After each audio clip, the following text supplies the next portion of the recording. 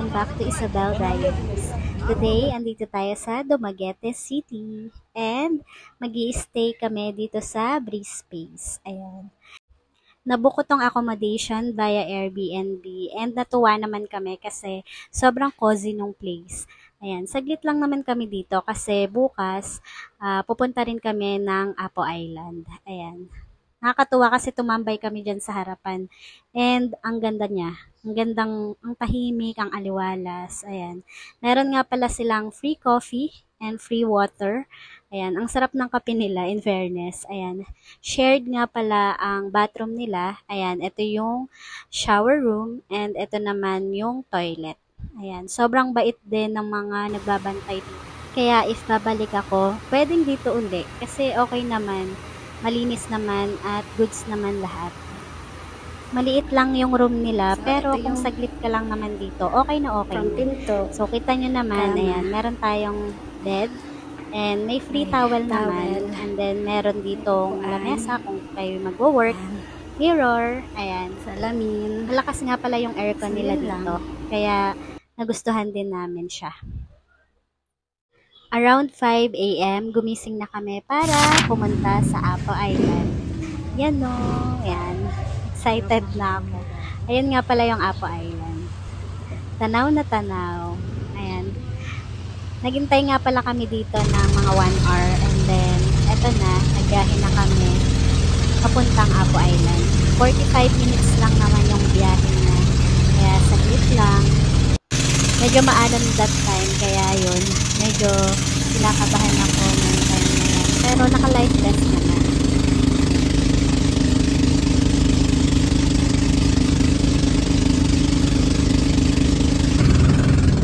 And ito na ang Apo Island. Wow, ang ganda. Kitang-kita nyo mamaya ito. Wow, o diba? Ang ganda ng tubig. Malagatorade yung tubig nila. I'm so excited.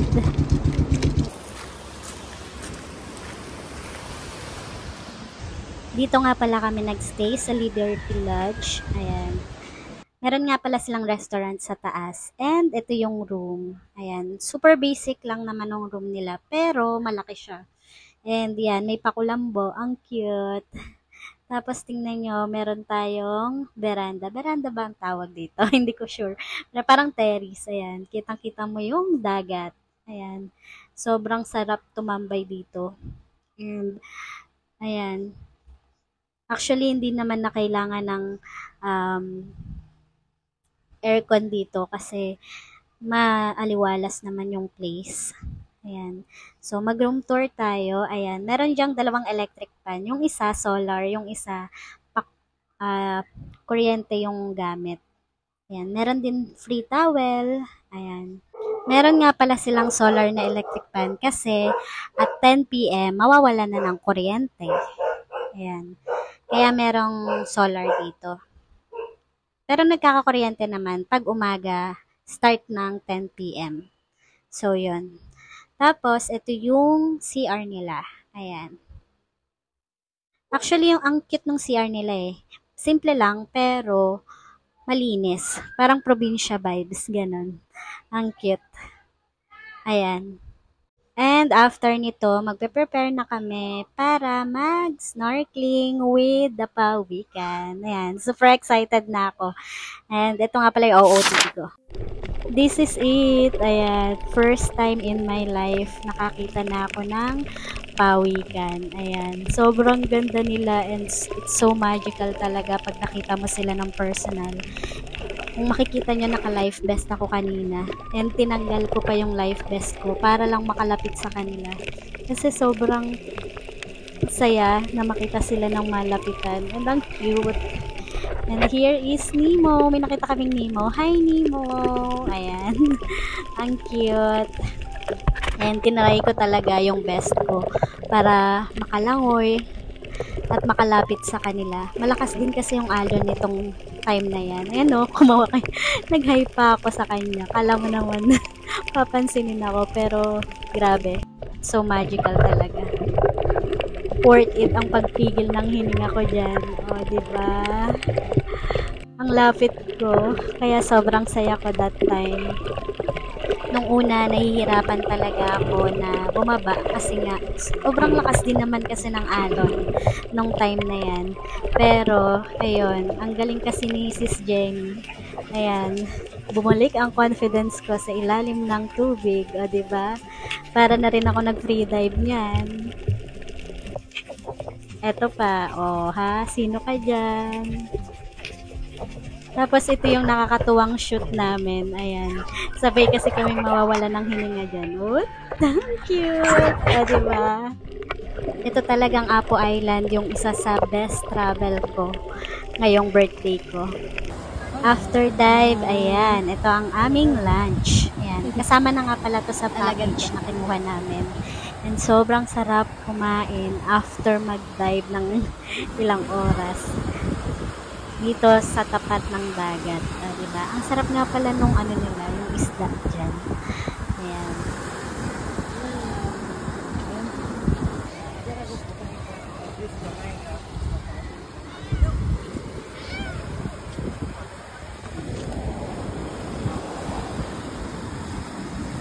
Kain at the beach. After ng lunch, bumalik na kami para magpahinga. And medyo maalon pa rin, pero ang sarap talagang tumambay dito sa labas, sa veranda. Ayan, ang ganda. Plano namin na magsimba bukas, pero sabi nila wala daw simba, kaya mamaya nalipat yung simbang schedule ng Saturday. So, anticipated mass na to. Ayan. Gusto ko talagang magsimba kasi nga hindi ako nakasimba nung mismong araw ng birthday ko. So, dito nga pala yan sa Parish of St. Vincent Ferrer. Ayan, quasi parish pala yan. So, yan. Ang ganda ng simbahan nila kasi nasa taas. So, kitang-kita mo yung dagat. Overlooking siya. And ang cute din ng kanilang simbahan. Malawak at saka simple lang. Ayan. And alam ko naman na Bisaya yung simba nila, kaya I will try my best para maintindihan yung misa.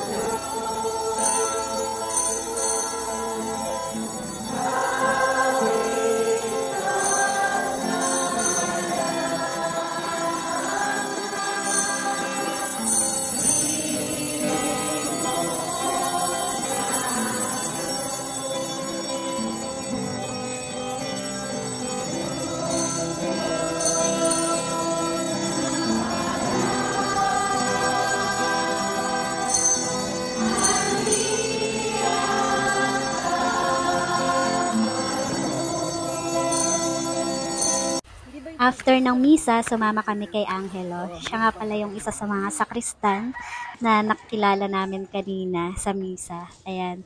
Nagpunta kami dito sa taas at i-guide kami para i-tour sa kanilang lugar. And sobrang ganda ng taas. Actually, sumakit yung paa ko dito kasi hindi ako prepared, hindi nakahanda ang aking tsinelas. Medyo madulas din kasi yung tsinelas na dala ko. Pero yun, nakyat naman namin and hindi namin natapos, pero maganda yung napuntahan naming lugar. See? Ang ganda. Sa taas yan ng Apo Island. Ayan. Sobrang tahimik, sobrang aliwalas, sobrang payapa dito sa Apo Island. Ayan. Ayan nga pala yung Siquijor. Hi! Diyan ako galing last 2 days ago. Pero Ayan. dito na sila nagano. So, Yan, nakakatuwa kasi ang babait ng mga tao dito sa Apo Island and hindi ka mahihiya na makisalamuha sa kanila. Ayan. Nung pababa na kami, sabi ko, ayoko na. Pero, ayan, tumuloy pa rin kami. Hindi nabibigyang hustisya yung etong place na yan. Kasi ang ganda niyan. Pero sa camera, hindi talaga. And, ito yung pinakamagandang part. Ayan. Ang mangroves nila. Sobrang ganda dito. Sobrang magical kapag ka nandyan ka. Para kang nasa ibang lugar. Para kang nasa Encantadia, ganon. Ang ganda. After mangrove, eto na yung makikita ninyo. Yan. Para siyang secret beach. Kasi konti lang or walang tao talaga dito. Ayan. Sobrang ganda dito. Tsaka, sobrang sarap tumambay. Ayan. Actually, mas maganda daw dito pag umaga. Pero, hindi na kami makakapunta dito. Kaya, ayun, nagstay na lang kami dito hanggang magdilim. Ayan. Ang ganda, diba? Sayang nga lang kasi puro ulap. Hindi masyadong kita yung sunset. Pero, Thank you. the best din ng experience dito. Ayan, sobrang ganda. Kaya, super thankful kami kay Angelo kasi dinala niya kami dito. And, hopefully, sa susunod, makabalik din kami. And, malibot ko na talaga yung Apo Island. Paghahandaan ko siya, promise. Ayan. Ang ganda kasi, and ang saya. Parang, alam mo yun, parang wala kang problema pag nandito ka. Sobrang payapa kasi.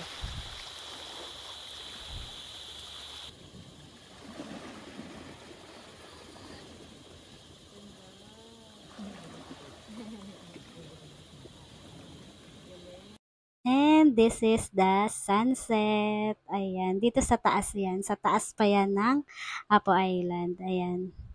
Then, after nyan, nag-dinner na rin kami. Ito nga pala yung Apo style nila. Yung in-order ko. And hindi ako nagkamali. Kasi sobrang sarap niya. Isda siya.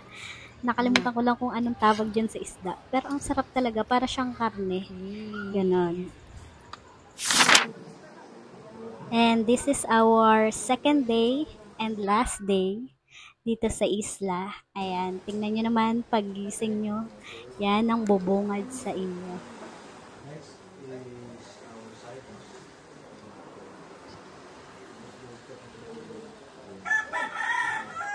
Parehas kaming nag-journal ni Sis Jenny dito sa tapat. Kasi sobrang ganda nung lugar habang nagsusulat ka. Ayan, nakakatuwa din kasi I feel so blessed kasi nga meron akong friend and sister in faith na katulad ni Sis Jenny. And sobrang galing niyang mag-dive. Ayan. Sana ako din. Ayan. After nito, mag-shoot lang kami and then magda-dive na ulit. And here is my OOTD for our pictorial or shoot. Yan na din yung gagamitin ko pag da-dive mamaya. Tatanggalin ko lang yung palda. So, yan. Ay, sobrang ganda. And here is our last day swimming with them. Enjoy!